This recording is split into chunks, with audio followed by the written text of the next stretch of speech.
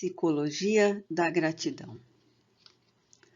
O processo de crescimento em relação à própria plenitude é impostergável e dele ninguém se evade. Serão sinais demonstrativos da sua presença quando surgirem os primeiros vagidos de compaixão e de ternura, de amizade desinteressada e o desejo de retribuição. Capítulo 7. A gratidão, meta essencial da existência humana. Visitado pelos transtornos emocionais de qualquer etiologia, ansiedade, anorexia, bulimia, distimia, medo, solidão, depressão, dentre outros, o indivíduo debate-se em aflições íntimas sem a capacidade mental lúcida para discernir a melhor maneira de conduzir-se. A queixa e a reclamação constituem-lhe bengalas psicológicas em que busca apoio para a manutenção do estado mórbido, inconscientemente reagindo às possibilidades de refazimento e recuperação. O sofrimento decorrente atira-o ao abismo do egotismo e da autocomiseração, tornando-se incapaz de adotar a conduta afetiva indispensável para a vigência da gratidão, o que lhe caracteriza o primarismo emocional. Havendo, no entanto, amadurecimento psicológico, apesar da injunção penosa, dá-se conta do empenho que lhe cumpre desenvolver, de modo que conquiste a harmonia, ora desorganizada. O self lúcido, sofrendo o impositivo da sombra, aturde-se e o ego enfermo predomina, criando dificuldades para a recuperação da saúde emocional. Graças ao desenvolvimento psicológico, o impositivo da disciplina moral e o cultivo dos hábitos saudáveis proporcionam a vitória sobre os transtornos emocionais, evitando que se instale a depressão com toda a carga de prejuízos que proporciona. Os estímulos que defluem do hábito de pensar corretamente contribuem para a produção dos neurotransmissores do bem-estar, e o self termina superando as imposições malsãs, controlando o comportamento que restaura a saúde. Nesse embate exitoso, o sentimento de gratidão exterioriza-se como significativas emoções de reconhecimento que facultam experiências psicológicas de plenitude. Equivocadamente, se pensa em gratidão quando somente sucedem as ocorrências felizes, quando são recebidos benefícios de qualquer tipo, dando lugar à retribuição como maneira ética do bom proceder.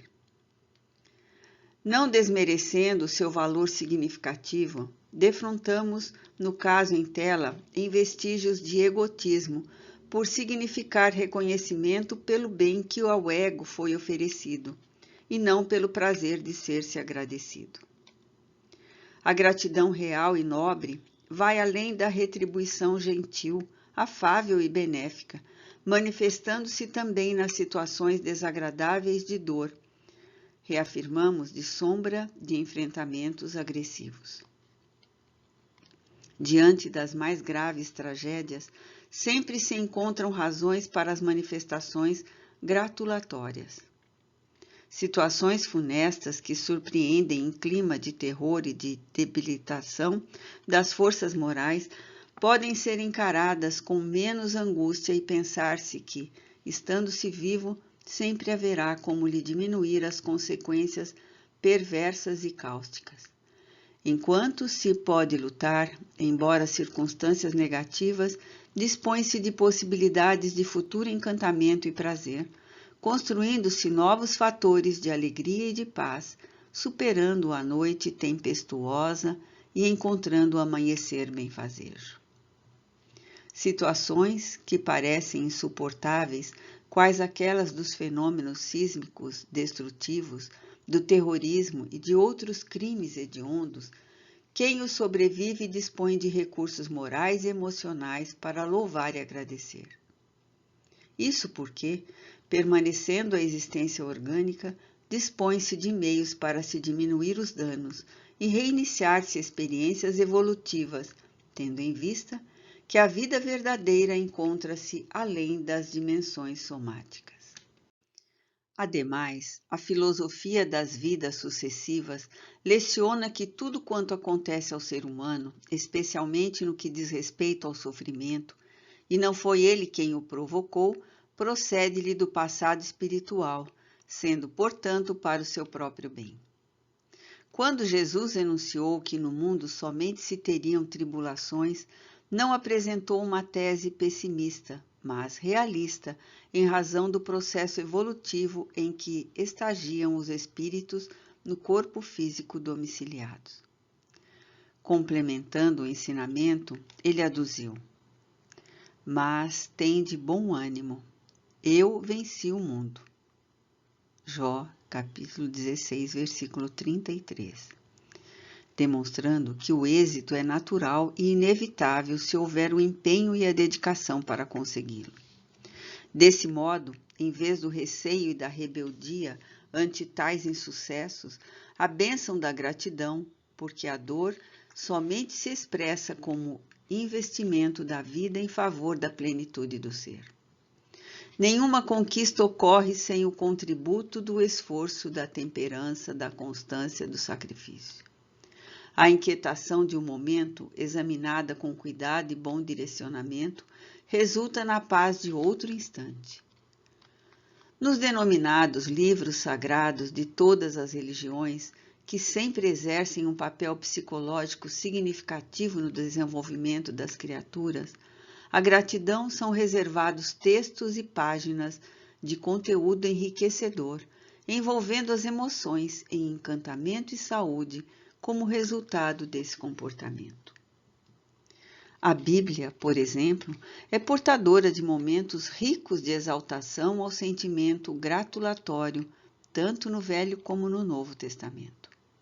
O livro de Jó, por exemplo, oferece o testemunho do amadurecimento psicológico de alguém que ama a Deus e que, mesmo sob o açodar das vicissitudes, o exalta e agradece a miséria, a enfermidade e a perda dos filhos, dos rebanhos, dos escravos e dos servos. Essa conduta favorece-o com a restituição de tudo quanto se havia diluído durante o infausto período anterior. Os salmos cantam as glórias da vida e convocam ao júbilo perene, seja em qual condição esteja o ser humano. E o Evangelho de Jesus é uma sinfonia de gratidão entoada em todas as fases do seu ministério. Quando ele enunciou que nos trazia boas novas de alegria, propôs-nos a felicidade a esta de imediato. Adorna-se de gratidão. O desenvolvimento emocional alarga os horizontes mentais do ser humano, contribuindo para a sua autorrealização. Nesse estágio, experienciam-se conquistas íntimas relevantes, autoconsciência, tranquilidade, espírito de solidariedade, bem-estar e amor pleno.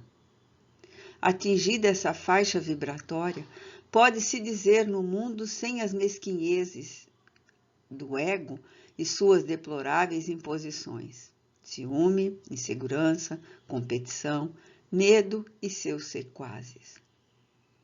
Nesse clima, o mal dos maus não faz nenhum mal, porque se lhes percebe o primarismo, a inferioridade, entendendo-o, desculpando-o e contribuindo para a sua erradicação. A postura inevitável em circunstância desse porte não pode ser outra senão a da gratidão. Ambições psicológicas e transtornos de conduta. Infelizmente, o ser humano atual renasce num contexto cultural imediatista, utilitarista, em que os valores reais são postos em plano secundário e é-lhe exigida a conquista daqueles que são de efêmera duração, porque pertencentes ao carreiro material. A formação cultural e educacional centra-se especialmente na meta em que se destacam os triunfos de fora, as conquistas dos recursos que exalam o ego, que o alienam que entorpecem os melhores sentimentos de beleza e de amor, substituídos pelo poder e pelo ter, através de cujos significados acredita-se em vitória e triunfo social, econômico, político, religioso ou de outras denominações. Raramente se pensa na construção interior saudável do ser que reinicia a jornada carnal, incutindo-lhe as propostas nobres da autorrealização pelo bem, pelo reto cumprimento do dever, pelas aspirações da beleza, da harmonia e da imortalidade. Tidos como de significação modesta, que se os podem reservar para a velhice ou para quando se instalem as doenças, tal filosofia da comodidade suplanta a busca do equilíbrio emocional e moral, porquanto se mantém no patamar dos prazeres sensoriais. Perante esse comportamento, o egoísmo assinala o percurso da preparação do ser jovem, esculpindo-lhe na mente a necessidade de destacar-se na comunidade a qualquer preço, o que o perturba nesse período de formação da personalidade e da própria identidade, tomando como modelo o que chama a atenção: os comportamentos exóticos, alienantes, as paixões de imediatos efeitos, sem que os sentimentos educados possam fixar-se nos painéis dos hábitos para a construção da conduta do futuro. Ressumam as culpas que lhe dormem no inconsciente e ressurgem as qualidades negativas que deveriam ser corrigidas, mas que encontram campo para se expressar através da irresponsabilidade moral e comportamental em uma sociedade leniente que tudo aceita, desde que esteja nos padrões do exibicionismo, da fama, da fortuna, da transitória mocidade do corpo e da sua estética. Paralelamente, apresentam-se os vícios sociais como forma de participação dos grupos em que se movimenta, iniciando-se pelo tabaco, a seguir pelo álcool, quando não se apresentam simultaneamente, abrindo espaço para as drogas alucinógenas e de poder destrutivo dos neurônios, do discernimento, da saúde orgânica, emocional e mental. Nessa conceituação, o importante é o prazer, e tudo se aceita com natural, normal, alegre, mesmo que seja à custa de substâncias químicas devastadoras e de comprometimentos sexuais desgastantes. A cultura já permissiva e cruel, na qual a ética e a moral são tidas como amolecimento do caráter, debilidade mental, conflito de inferioridade com disfarces de pureza, em lamentável ironia contra os tesouros espirituais, únicos a proporcionarem saúde real e equilíbrio. Lentamente, o exibicionismo do crime que se torna legal estimula o despeito às leis da vida, quando os multiplicadores de opinião e pessoas ditas famosas, mais pela exuberância do desequilíbrio do que pela construção edificante, apresentam-se na mídia para narrar as experiências dolorosas dos abortos praticados, das traições conjugais, das mudanças de parceiro em adultérios chocantes ou relacionamentos múltiplos e promíscuos com os novos padrões de conduta. Marchando para a decrepitude que não demora para se lhe instalar no organismo, gasto nas futilidades e na corrupção, subitamente se dão conta de que se encontram no exílio, ao abandono, no esquecimento, graças ao surgimento de outros biótipos, mais ousados e paranoicos, experimentando remorso e fazendo lamentáveis quadros de depressão tardiamente. À medida que a velhice lhes devora a vitalidade orgânica e a morte se lhes avizinha, quando os não surpreende nas bacanais, nas overdoses, na luxúria e no despautério, desesperam-se e buscam novos escândalos para serem notícias que desaparecem da mídia que os explorou e consumiu. logo se apagando no silêncio do anonimato ou sendo estigmatizado pelos novos deuses de ocasião. Nesse ínterim, manifestam-se os transtornos psicológicos na área da afetividade, da conduta, das emoções.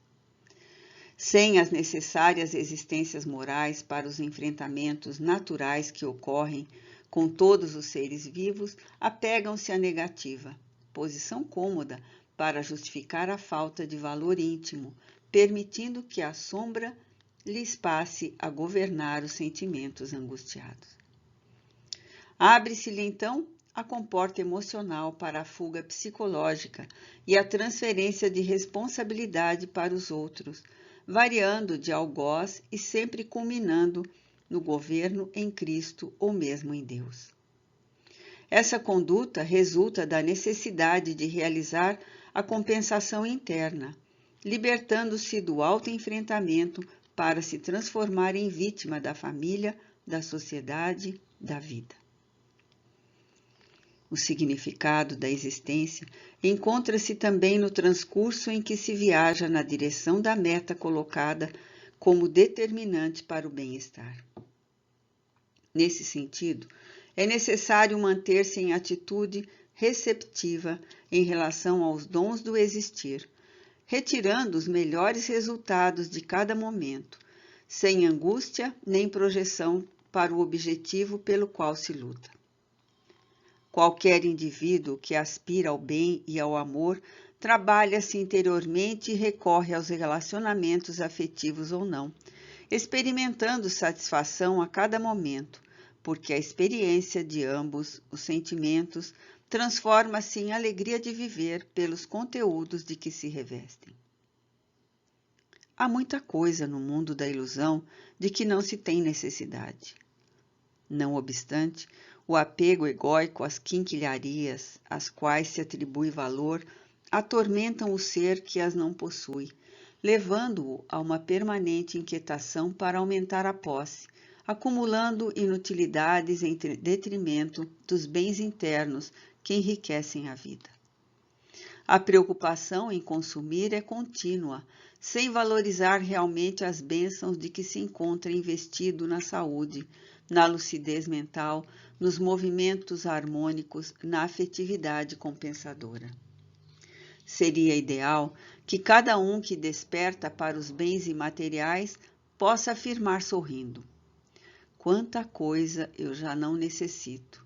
Agradeço, portanto, a Deus a dádiva de haver superado essa fase da minha existência.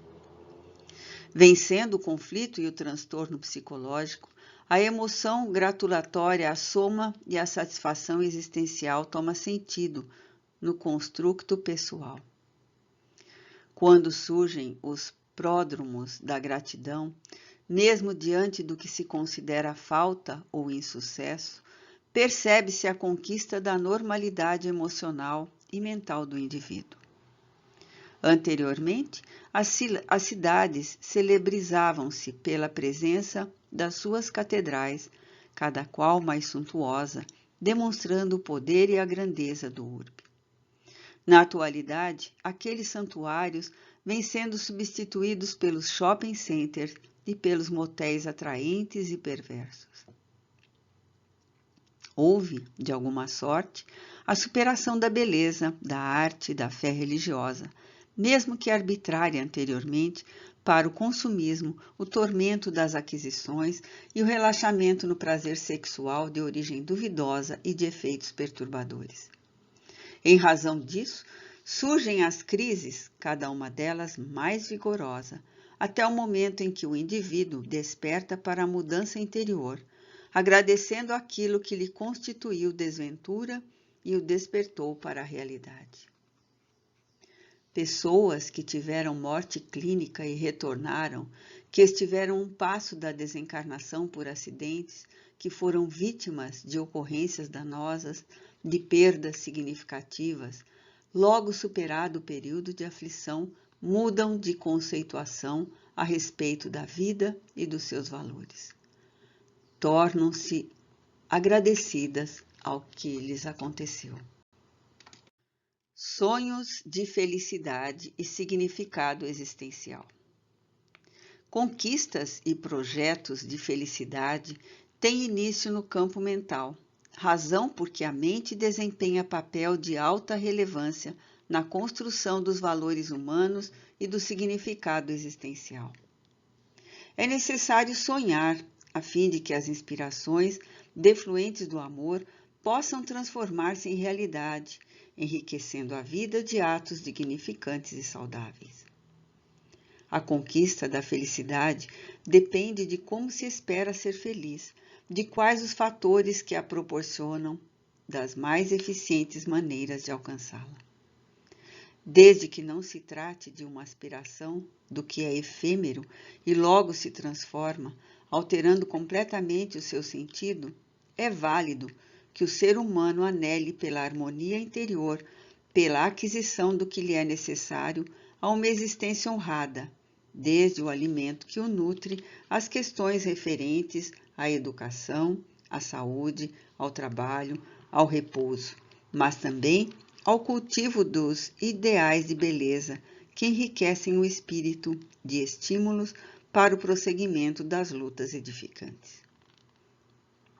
Nessa busca de realização pessoal, base de sustentação para uma existência feliz, surge o desafio do significado existencial, no momento em que a sociedade experimenta a pandemia psicopatológica das vidas vazias.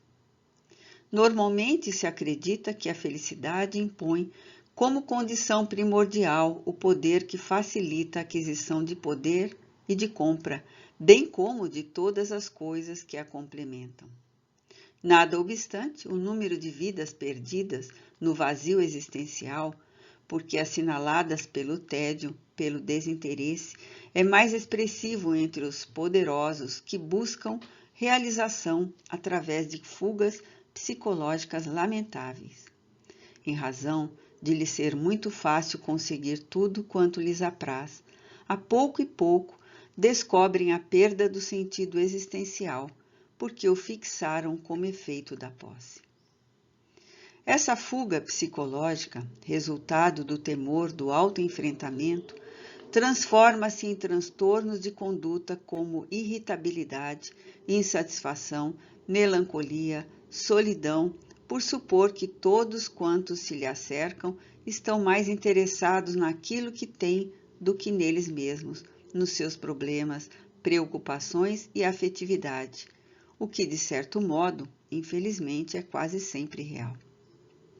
Faz-se imprescindível, nesse momento, uma introspecção, uma análise íntima de como se encontra o indivíduo, procurando descobrir a maneira pela qual possa fruir de realização e de paz, tendo a coragem de realizar uma revisão de conceitos e entregar-se à nova busca.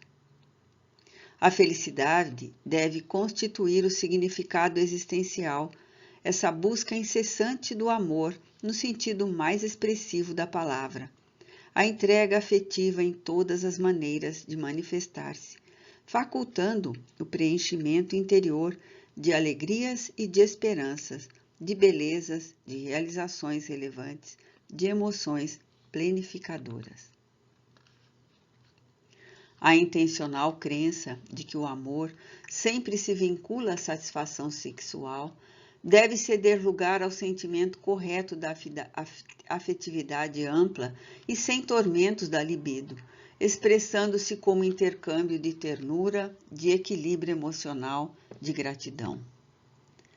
A gratidão é fundamental no comportamento do amor dirigido a Deus, à natureza e a todas as suas criaturas, animadas e inanimadas, sem e com a bênção do pensamento. De imediato, surge o trabalho que dignifica essa terapia, que acalma, que produz a autorrealização e que promove a sociedade, facultando o progresso sob todas as formas possíveis. Quando o ser humano se dá conta do significado do trabalho na sua existência, amadurece psicologicamente e ama o labor, seja ele qual for, entregando-se em paixão, mas também sem revolta ao mister de edificar. Aquele que trabalha e retira do seu esforço a remuneração, usufrui a satisfação compensatória da sua dedicação, enquanto experimenta o bem-estar que resulta do estado consciente de que é útil, de que produz benefícios para a humanidade. O trabalho apresenta-se-lhe também, nesse caso, como recurso psicoterapêutico para manter a harmonia interior, o prazer de contribuir positivamente pelo bem geral. Oportunamente, dois homens dialogavam em uma via pavimentada de uma grande urbe. Um deles era modesto operário semi-analfabeto, enquanto o outro era um pensador de renome internacional.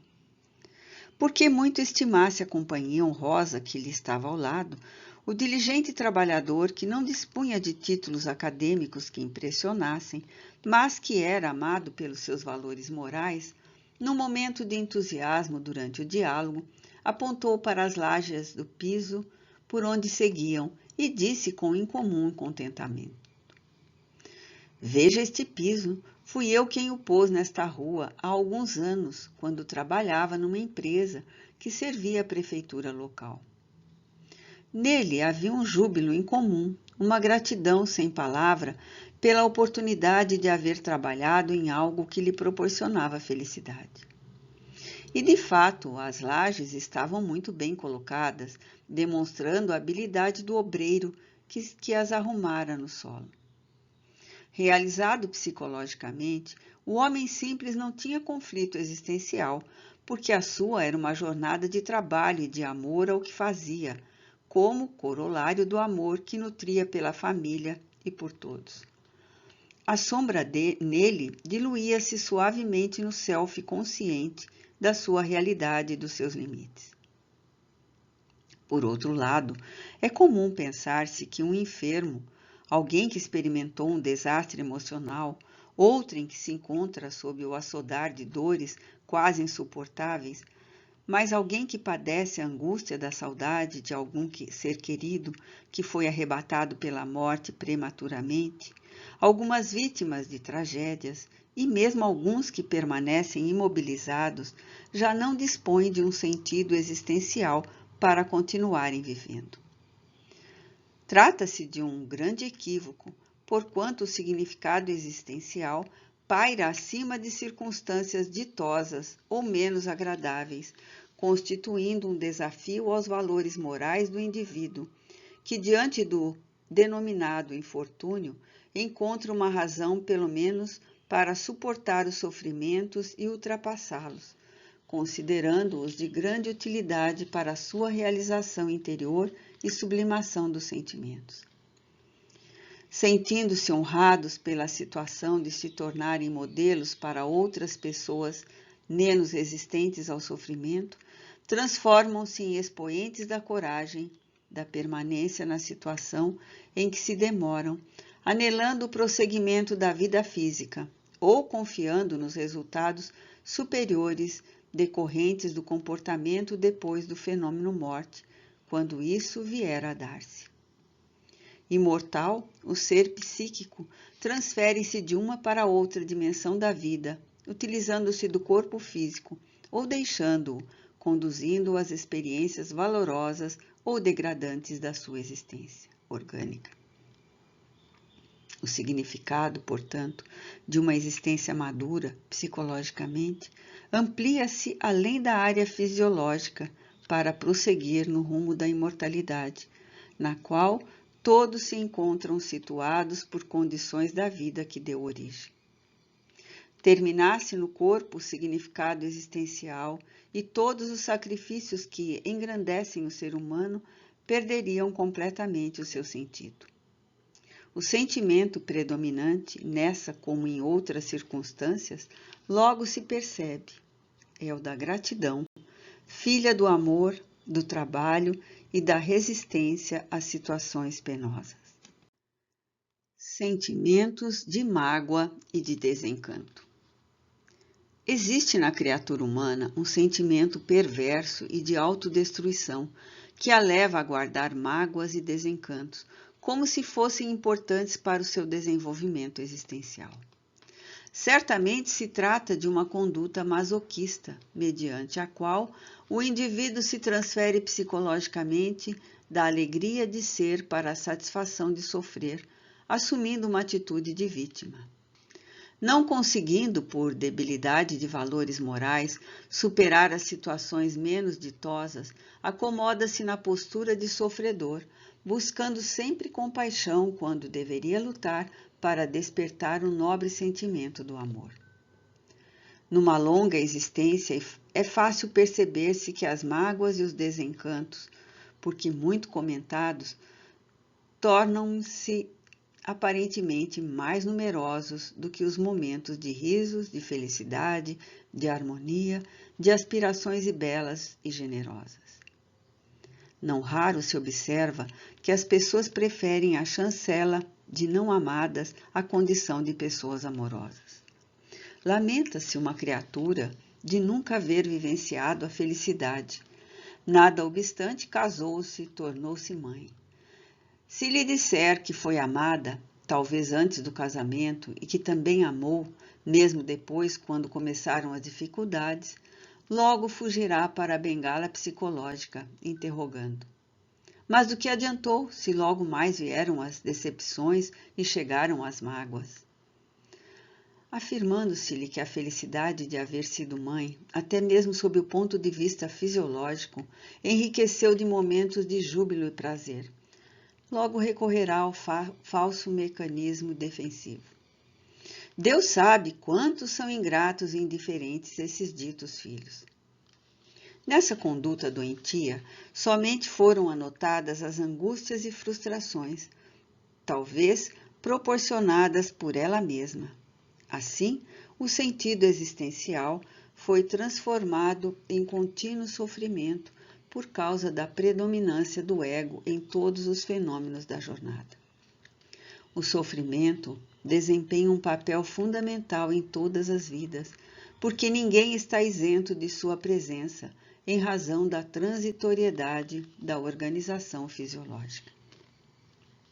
O sofrimento, porém, poderá ser examinado sob dois pontos de vista: pelo ego, assinalado por complexos inferiores, e pelo self idealista. O primeiro somente anotará desencanto e dor, porque os valoriza sem a consciência de que esse fenômeno é perfeitamente normal e presente na estrutura orgânica de todas as formas vivas. O segundo procurará extrair os melhores efeitos da reflexão durante a sua vigência, o significado moral, os recursos aplicados para superá-lo ou sofrê-lo, sem a auréola do martírio, da projeção do ego, renitente e doentio. Não se faz necessária uma condição religiosa para esse comportamento, porque é também logo terapêutica, por proporcionar sentido existencial ao ser humano. Muitas propostas filosóficas e psicológicas encontram-se enraizadas nos princípios religiosos mais antigos que exercem o papel dessas doutrinas antes que elas fossem formuladas. Com o crescimento intelectual e tecnológico, foram se desdobrando, qual ocorreu, por exemplo, com a psiquiatria, que se ampliou na psicologia, e esta se multiplicou em diversas escolas de comportamento, de terapia, de estruturação da psique e da personalidade. Por tal motivo, aqueles que denominam a psicologia como uma doutrina nova, resultado de elaboração, algo recente, equivocam-se, porque os seus postulados modernos repousam em remotas religiões da antiguidade, tanto quanto nos postulados da filosofia e das crenças populares de todos os tempos.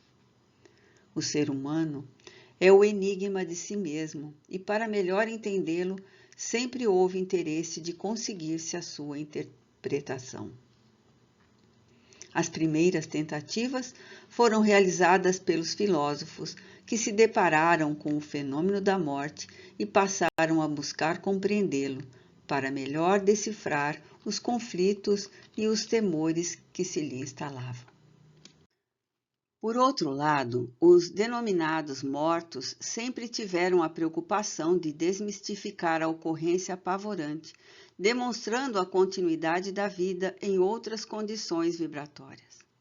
Graças a esse interesse, surgiram as primeiras comunicações entre encarnados e desencarnados, que se não davam conta da magnitude dos eventos que lhes aconteciam na intimidade das furnas primitivas, onde se refugiavam dos perigos. O temor constituiu-lhes a primeira reação emocional ante o inusitado.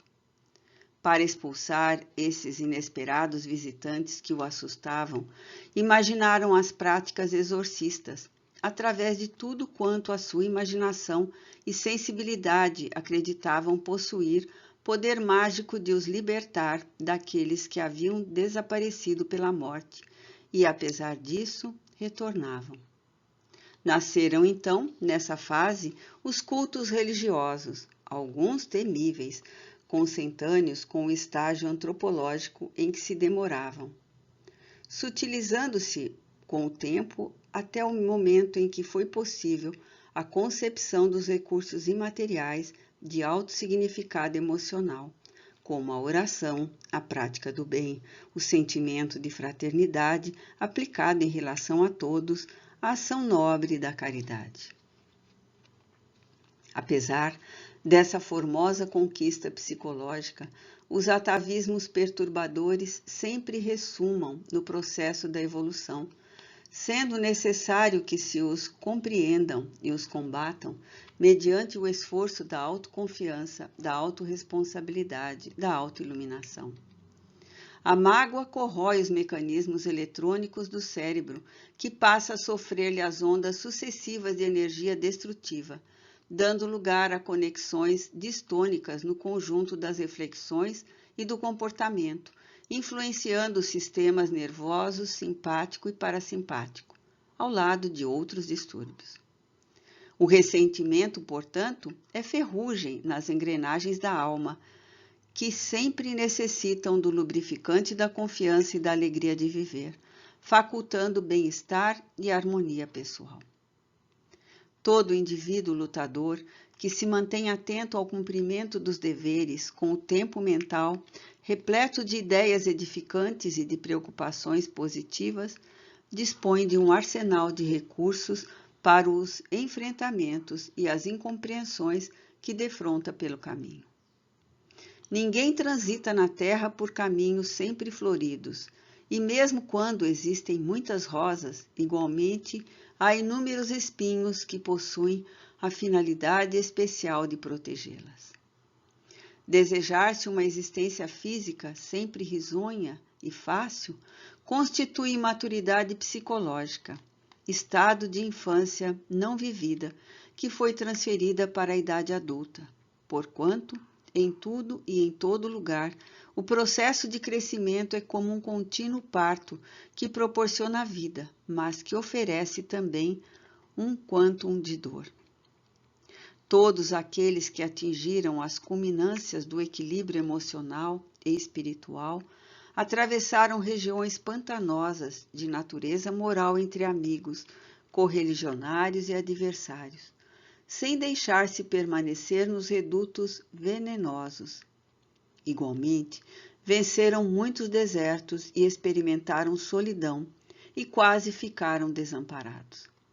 No entanto, porque se mantiveram com o pensamento colocado no êxito e não apenas no caminho que deveriam percorrer, alcançaram os patamares róseos do sentido existencial da vida plena, sem nenhum tipo de ressentimento, porque se deram conta de que a alegria sempre esteve presente durante o período áspero de esforço e de sacrifício. Compreenderam que a semente que pretendem ser árvore deve arrebentar-se para lograr o destino que lhe está reservado. E ao fazê-lo, veste-se de vitalidade e estua, crescendo e tornando-se bela, até o momento de explodir em flores e frutos, sementes e lenho a que se encontra destinada. Assim também o ser humano, que necessita experimentar as transformações naturais que o arrancam do estágio de criança maltratada para a maturidade de adulto realizado. Nesse processo está embutida a gratidão à vida e a oportunidade de ser pleno.